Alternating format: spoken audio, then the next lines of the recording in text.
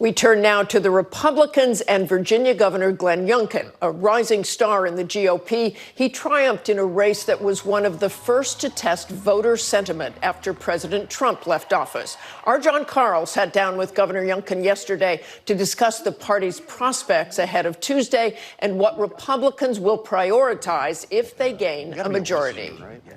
You're governor of Virginia, but you've been all over the country: South Dakota, Oklahoma, Arizona, New York, just in the last couple of weeks. Oregon. What's the closing argument on why people should vote for Republicans? Americans are hurting right now, and Republican gubernatorial candidates, because that's who I've been spending a lot of time with, are offering common sense solutions to these most critical issues. Americans are sitting around their tables in the evening, and they're worried about inflation, and they're worried about crime, and they're worried about their schools, and they're worried about the border. Every state's become a border state.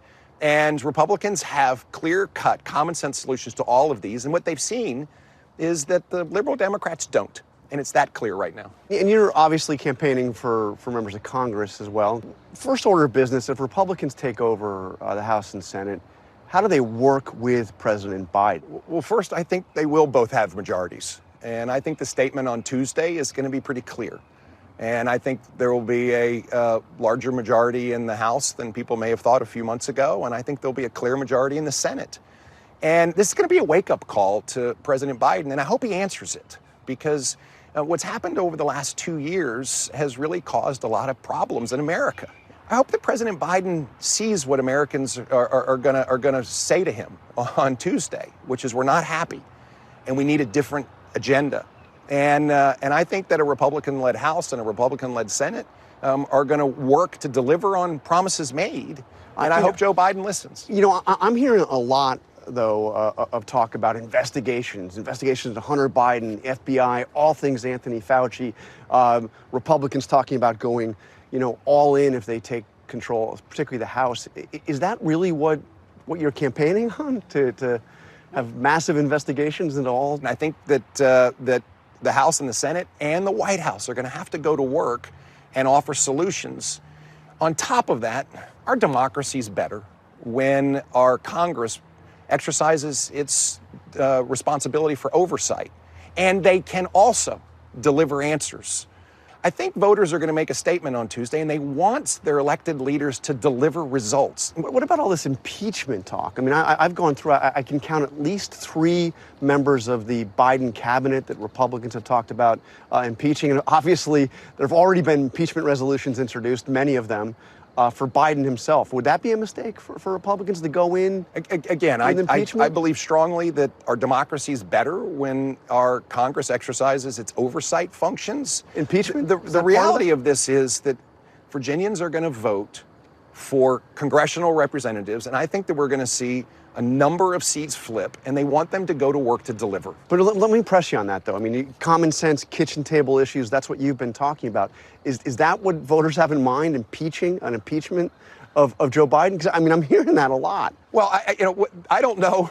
I don't know if Would Congress that be a mistake, is all I'm asking? Listen, Would that be a mistake to go into? I can't speculate on what they're going to do, but what I can tell you what they should do is what I'm asking. Is they have done, well, I'm a governor. I know, but you're campaigning for members, I'm a governor in Virginia. For people to be in Congress. And my job as governor in Virginia is to deliver for Virginians. Yeah. And oh, by the way, I think that Republicans offer answers that Democrats have failed to offer over and over and over again. You were out in Arizona campaigning for Kerry Lake. Liz Cheney, who has supported you, was quite critical of that. She said, nobody should be out advocating for the election of people who will not honor the sanctity of our election process.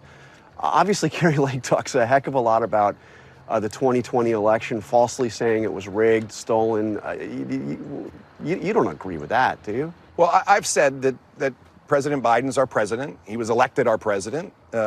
Legitimately. He's done a bad job. He really has. He's done a bad job. The Republican Party is not some monolithic group that all believes the same things. But what Republican governors have demonstrated is they have led so much better coming out of this pandemic. Economic recovery, safe communities, delivering in schools. And as I've said, I think every state deserves a Republican governor. And this is a really clear choice.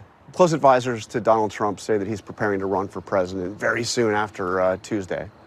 Do you welcome that, or would you rather he didn't run? Let me begin. The only timeline that anybody should be focusing on right now is the one that leads through November the 8th.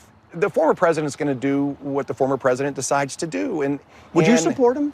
Well, at this point, I'm not supporting anybody. But are you looking at running for president? Is that a possibility? I'm looking at November the 8th. I understand, but the reality is something. I'm always humbled by this question because I get it a lot. And yet the reality is what I have done in Virginia over the last year is bring a sense of urgency to deliver. It was a blue state, and we flipped it red. Would Trump running make you more or less likely to run yourself? Would it affect your decisions? I really have not given it any real consideration. And I have been so focused on making sure that I'm doing a great job in Virginia and supporting candidates that I think will deliver for their constituents. This is a November 8th moment. And the reality is, folks that are talking about things beyond November the 8th, I think are missing the priority of today's moment. Our thanks to John. Hi, everyone. George Stephanopoulos here. Thanks for checking out the ABC News YouTube channel. If you'd like to get more videos, show highlights, and watch live event coverage, click on the right over here to subscribe to our channel. And don't forget to download the ABC News app for breaking news alerts. Thanks for watching.